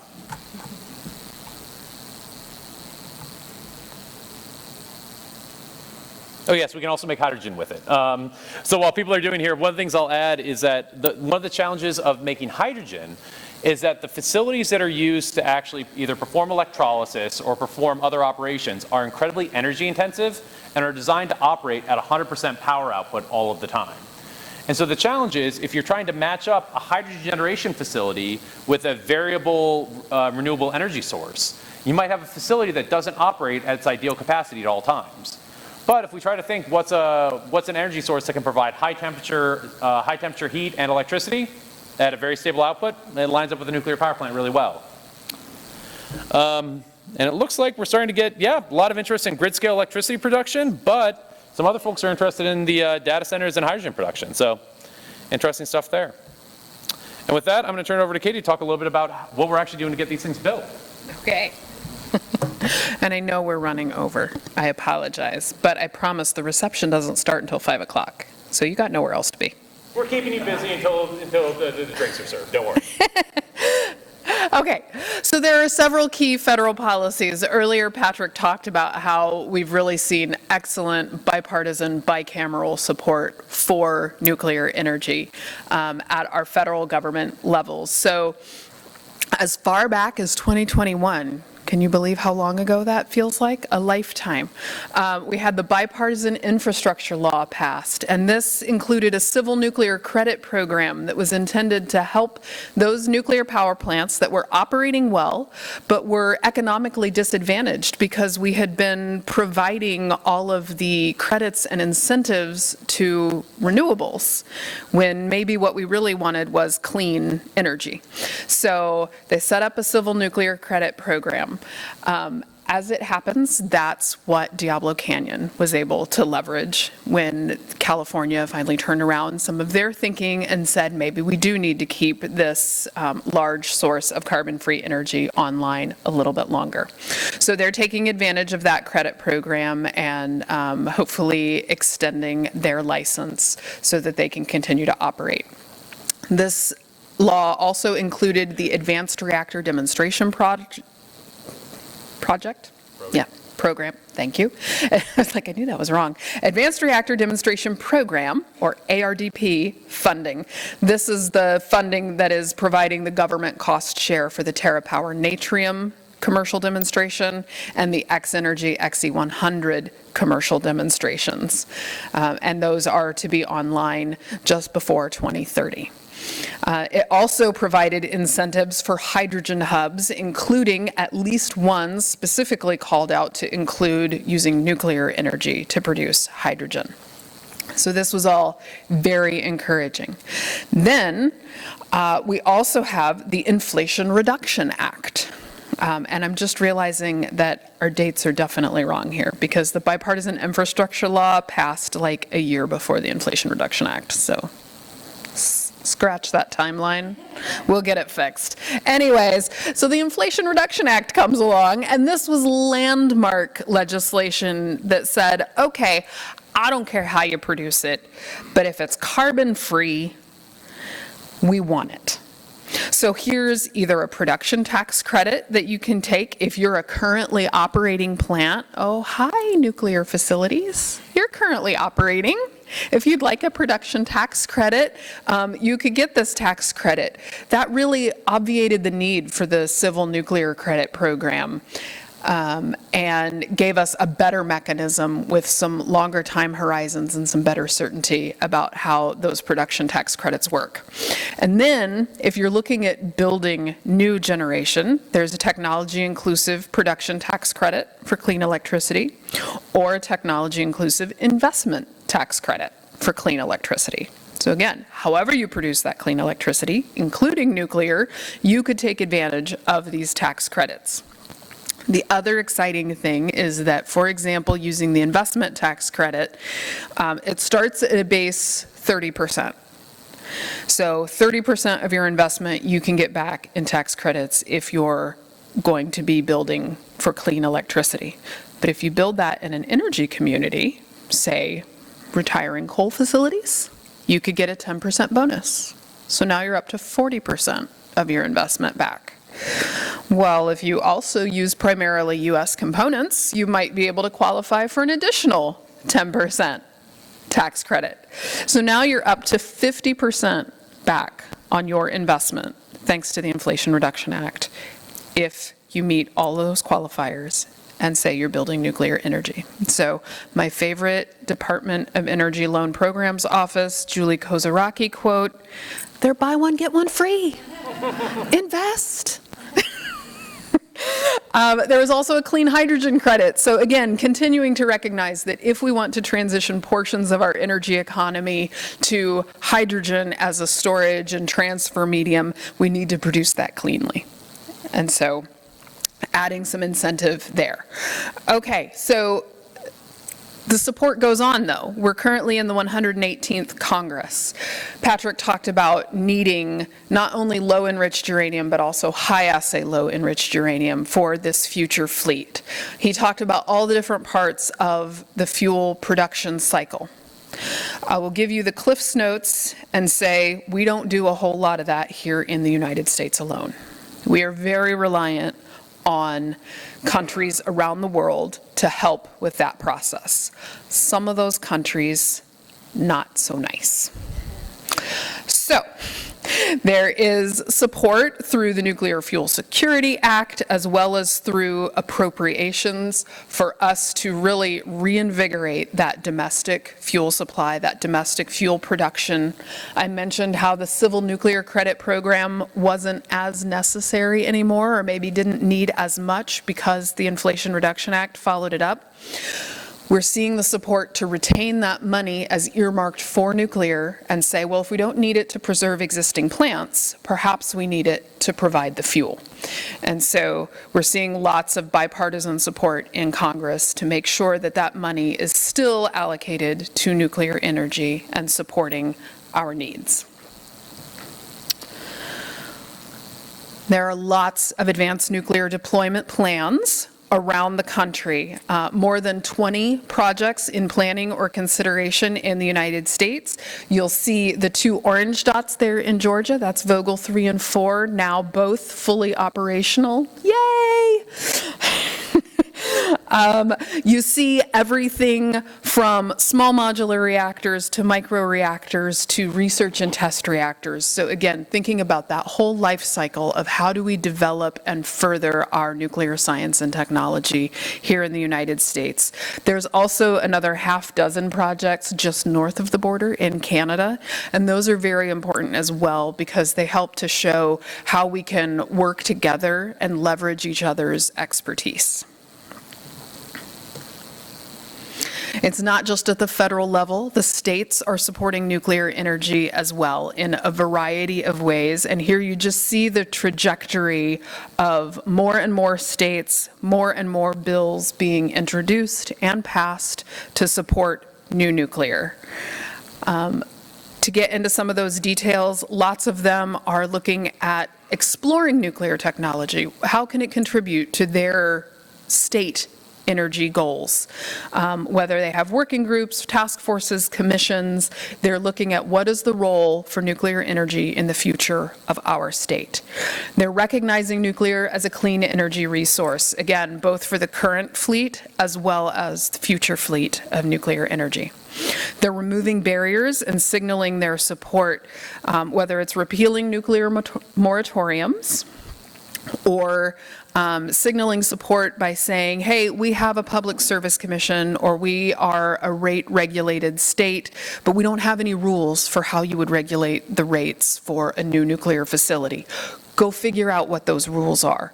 That's a really strong signal for those who might deploy new nuclear so that they have some certainty that they would be able to recover that investment, not only through investment tax credits, nudge, nudge, but also through the recognition that they did make a prudent decision for their ratepayers in providing secure, reliable energy.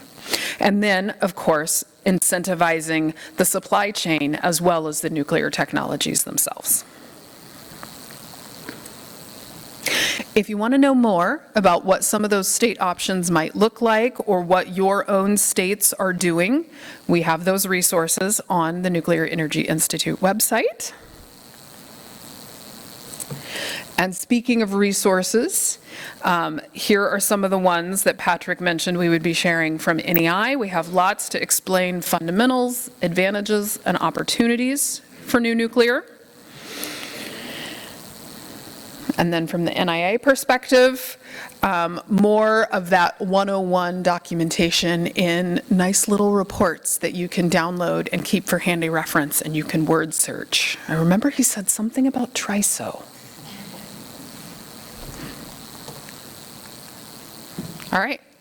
And with that, our final polling question. Yeah, for final polling questions. We have a All couple right. left. How do you want to learn more about nuclear energy in the future? Do you like this kind of setting? Would you rather just click on a short video, a long video? Should we start a podcast? We could start a podcast. No, but I think this is really to say if you can't tell, we're both really excited and really passionate about talking about this and sharing this information. And so we really want to hear from you. What's best for you all? What's best for you personally? What's best for people that you live and work with? Let us know how we can get you the information. And I noticed no one raised a hand while we were presenting. So first of all, that means we didn't use any acronyms without explaining them. Oh yeah, we didn't get anything thrown at us, so that's a win. But it also means we either totally baffled you all or we kept you with us every step of the way, hit it out of the park, use the Q&A function. There was a Q&A function on this? Oh! Okay, so here's the one problem. Kara didn't inform us of that. No. Yeah, I was not aware. Great, so that's something we'll touch on. So, Amazing, we have homework. we do have homework. I will say we don't have the presenter's laptop back here, so we can't see all of the questions coming in on the Q&A. But that's great to know. Appreciate that. Now we do have to come back. Really quickly, and feel free to just either do this now or do this at your leisure. If there are topics you'd like more information on in the future, feel free to throw them on here. I know we'll be looking at answering some of the questions either during the live Q&A, because it's been building up apparently, or afterwards. But if there are other topics, either in future presentations, in future resources, webinars, please feel free to throw them on here, because we're always looking at trying to get interesting information out there to different stakeholders. Mm-hmm. I don't know if we want to use this as a parking lot. Yeah. Sure. So we'll go to the next one, but please feel free. Oh, actually, I don't know if we move away if they can still answer it. Oh, good Actually, really question. quick, does anyone know if we move to the next slide, can you still answer this question? Costs, be candid about the Okay. vocal problems. Hey, you're going to be excited by one of the first panels tomorrow. Socialism. Social- Sorry, how did the French crack the code on nuclear power? But we can talk about that later. Community engagement, that's a great one. Costs about vocal problems. Yeah, I think these are all topics that we're happy to discuss, and it's great to see these flagged. Yeah. Excellent. Awesome. Perfect. Let's move to Okay. the next one very quickly. So this is just the last question for us to kind of help out with ECA. Are you interested in attending optional sessions like this in the future? Either no, this was great, I got everything I needed, one and done. Yes, you would attend this exact session in the future, maybe catch a few of the things that Katie and I said in passing. Or in the future, would you be interested in going into greater detail? Do the nuclear 201, 301. We could probably do a 401 or a 501 if they're interested. Maybe. Yeah. Yeah. Binding mass energy curves, how do you actually get energy out of a nucleus? That's an interesting one. Reactor cross sections. I can just throw nuclear terms out here, and only a few people out there who have that detailed knowledge can really call us out on it. That's right. Yeah. What? I could just make stuff up too, but I got to be very careful true. because we have to keep our credibility, oddly enough. That's right. Yeah. Oh gosh, okay, yeah, we're on camera. Fantastic. So if you have any other feedback on that, please feel free to add it. Definitely interested in working with ECA to help really fill these out for future events. All right. And I think that brings us to our last slide here. Woohoo! So, continue to learn Identify opportunities, let us be a resource. We're happy to connect you to any of those resources. And we'll definitely work with ECA to make sure ECA to make sure you can engage with stakeholders. I'm turning you into the Energy Stakeholders Association. That's what happened in my brain. Got it. Great. And I think ECA with that, 2.0. we'll hand it back to you and happy to take questions or look over the Q&A that we actually didn't quite know exists. I think I'm going to change the title of this for future meetings from Nuclear 101 to Nuclear in English, because you do such an excellent job of helping demystify a lot of the technical sounding terms that we all run into and make them approachable, accessible, and something that we can include in the discussions that we're having as potential host communities, states, and tribes.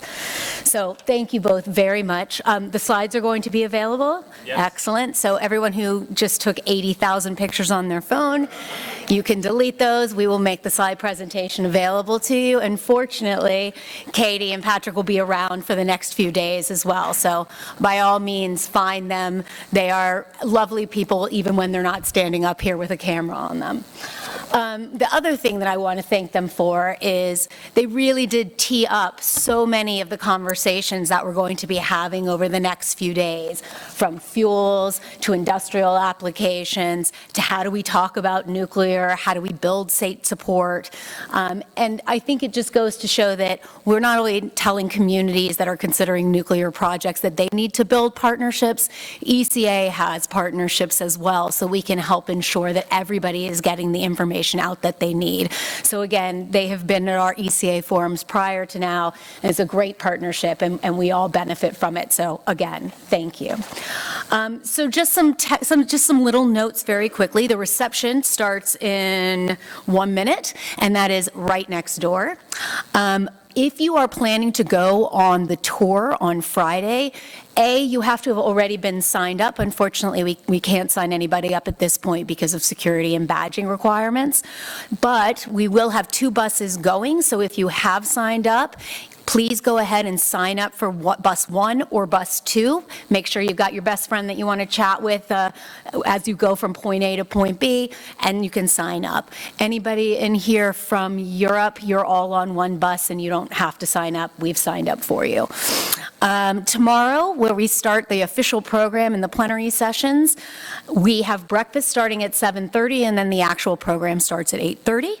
And as they mentioned, we heard a lot of private sector developer entities, and I wanted to let you know again that tomorrow we're going to hear from them specifically about the projects that they're building, the kinds of partnerships they're looking for with potential host communities, states, and tribes, and where they are right now. What's their outlook for the future? There are a lot of chicken and egg scenarios, I think, that come through with these discussions, and so it's going to be really great to hear how they're attacking those kinds of scenarios. So with that, I will release you to our opening reception. Thank you so much for coming to this. I hope you found it helpful. I know I did. And round of applause for Patrick and Katie. Yeah, we'll just add, if anyone wants to have the informal Q&A, please feel free to come up. We're always happy to chat, or grab us at any point this week. We're here all week. I have my questions for you.